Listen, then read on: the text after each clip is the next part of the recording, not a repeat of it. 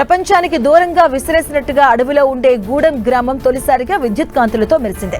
AP deputy CM Janasena అధినేత పవన్ కళ్యాణ్ చొరవ, కేంద్ర ప్రభుత్వం విద్యుత్ శాఖ అధికారుల కృషితో దశాబ్దాల నాటి తమ కల సహకారమైందని గిరిపుత్రులు ఆనందాన్ని వ్యక్తం చేస్తున్నారు.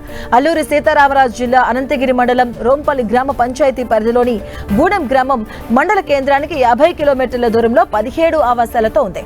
ఇక గూడెంలో నివసించే గిరిపుత్రులకు రోడ్లు, రక్షిత తాగునీరు, విద్యుత్ వంటి కనీస మౌలిక వసతులు లేవు. ఇక బాహ్య ప్రపంచంతో వీరి సంబంధాలు అంతంత మాత్రమే. పగటి వేళల్లో ఉపాధి కోసం బయటికి వచ్చే ఈ గ్రామస్తులు రాత్రిళ్లు బిక్కుబిక్కుమంటూ కాలం వెళ్లదీసేవారు. ఇక 5 నెలల క్రితం ఉప ముఖ్యమంత్రి పవన్ కళ్యాణ్ కు తమ సమస్యలను విన్నవించుకున్నారు. దీంతో ఈ గ్రామానికి విద్యుత్ కనెక్షన్లు ఇవ్వాలని అధికారులను పవన్ ఆదేశించారు.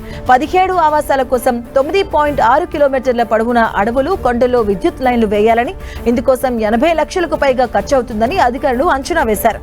కేంద్ర ఇంధన మంత్రిత్వ శాఖ పరిధిలోని నాన్ పీవీజీటీ పథకం ద్వారా విద్యుత్ కనెక్షన్లు ఇచ్చారు. ప్రత్యామ్నాయ చర్యల్లో భాగంగా సోలార్ ప్యానెల్స్ ను సైతం ఏర్పాటు చేసి ట్రాన్స్ఫార్మర్ కి అనుసంధానం చేశారు. పీఎం జన్మన్ పథకం కింద 10.22 లక్షలతో సోలార్, పవన విద్యుత్తో కూడిన హైబ్రిడ్ విద్యుత్ ఉత్పత్తి కేంద్రాన్ని ఏర్పాటు చేశారు. గిరిజన గ్రామాల్లో మొట్టమొదటిసారిగా ఈ తరహా గ్రిడ్ వ్యవస్థను ఏర్పాటు చేశారు. ప్రభుత్వం ఒక్కో ఇంటికి 5 బల్బులు, 1 ఫ్యాన్ కూడా అందించింది. ఇక తమకు విద్యుత్ సౌకర్యం రావడంతో గూడెం ప్రజలు హర్షాతిరేకాలు వ్యక్తం చేశారు. తమ గ్రామంలో మొట్టమొదటిసారిగా విద్యుత్ వెలుగులు చూసి ఆనందంతో తబ్బిబ్బోయారు.